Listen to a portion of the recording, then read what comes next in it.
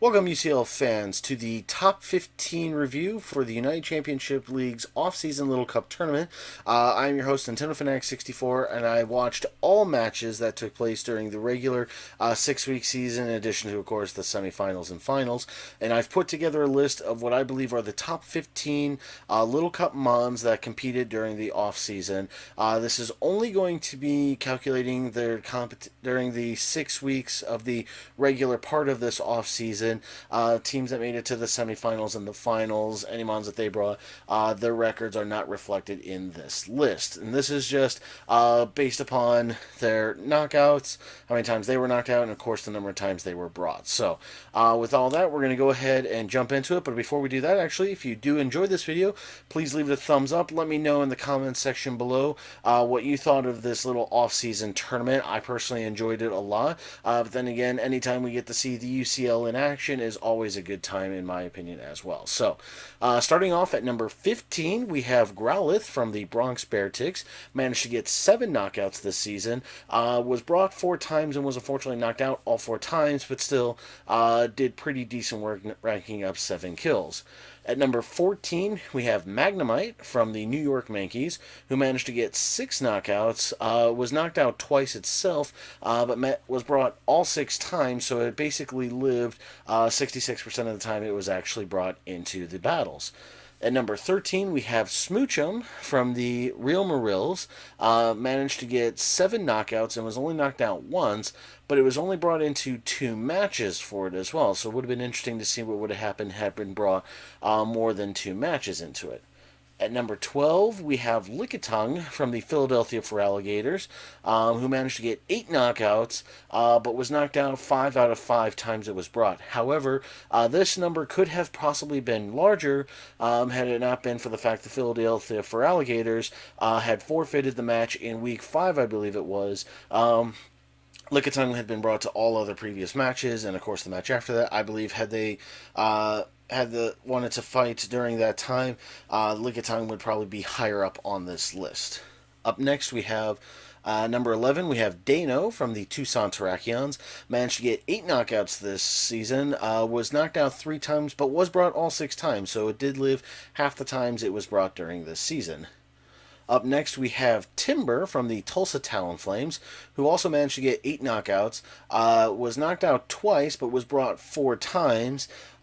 This is another one that, the numbers could have potentially been higher for, but they actually, in the last 2 weeks of the season, did not actually compete. In week 5, they were awarded a victory over a forfeit by, I believe it was the what was the team? The South Beach Slow Kings.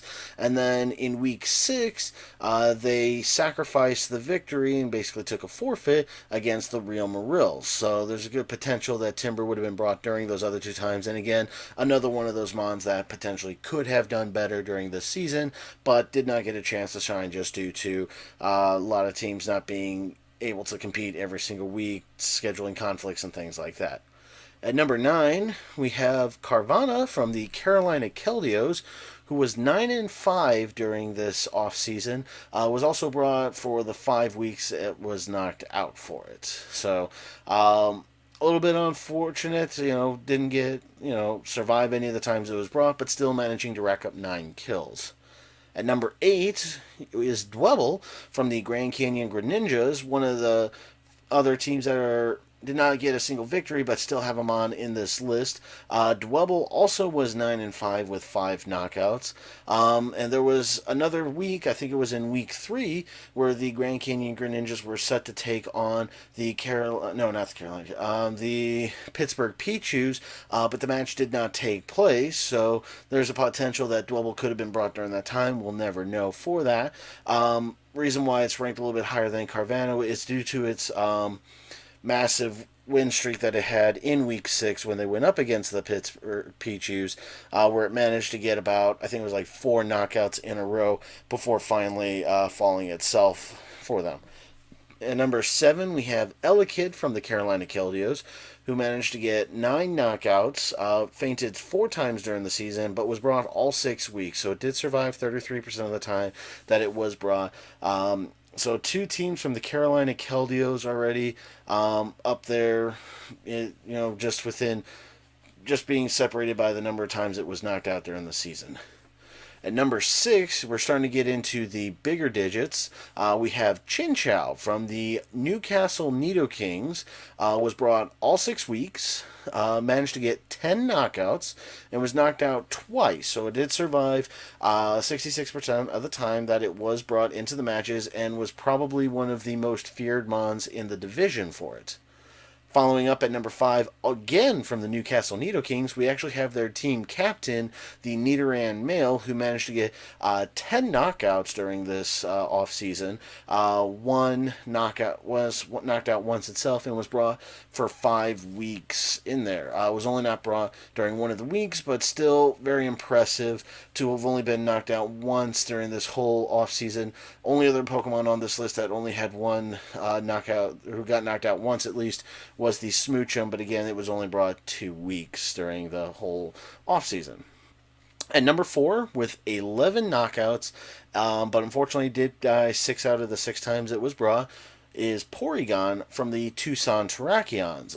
Porygon is also probably going to be, one of the top defensive Pokemon in the season because it took a lot of hits, got burned a lot of times, but still managed to take out a lot of Mons before falling itself. So, even though it didn't survive any of its matches, it still put in a lot of work for the Tucson Terrakions. At number 3, representing the Long Island Regirockies, we have Magby, who managed to get 11 knockouts, but was knocked out 3 out of the 5 times it was brought, so survived only about 40% of the matches that it came into for it. But it was very impressive in one of the weeks. I think I want to say it was like either week 3 or week 4, where it was a belly drum setup and managed to sweep their opponents for that week and managed to get, I think it was like 4 or 5 knockouts that week alone. At number 2, we have Shelder from the Bronx Beartics, who managed to get 11 knockouts, but was knocked out 3 times out of the 6 matches that it was brought, so did survive 50% of the time. So the Bronx Beartics making their second appearance on the list, first down at 15 with Growlithe, and then again here at number 2 with Shelder. Definitely showing that they had a lot of good Mons during this off-season for it. And then finally, at number 1, if you saw my top 20 video for the Mons during the Season 1, then you won't be surprised that it is the St. Louis Rampardos Mienfoo who tops this list, similar to how the Mega Metagross topped the list of Season 1 Mons. Mienfoo was brought 2 out of the 5 was knocked out 2 out of the 5 matches it was brought to, but managed to get 12 knockouts during this off season. So definitely very impressive. A lot of diverse Mons in this little cup for it. Very impressive. Obviously, I would have tried to. I was going to try and do 10 originally. Opted to go to 15 just because there were a lot of Mons. Was debating about doing 20, but after 15, the next ones were all like Pokemon that had like 5 knockouts each in them, so I didn't want to try to narrow it down after that. So I went basically with any Mon that had, at least if you didn't notice, 7 or more knockouts during the season. No other Pokemon from this list would have had, or from the rest of the league, managed to get more than 7 knockouts. So these are the top 15 Pokemon just based on knockouts alone. So let me know what you think down below in the comments section of my list. Leave your own list if you disagree with it and who you believe are some of the top Mons that competed in this season. Let me know what you want to see for Season 2. As well, if you want to see more teams enter into the league, which I hope to see. If you want to see, I'm planning on, when Season 2 does start, to try and do a draft review for each individual team. I did draft reviews of each division after the actual draft took place, and it was definitely one of my most viewed videos on here. So, and I thank anyone who had watched that and is watching again now for the support on that.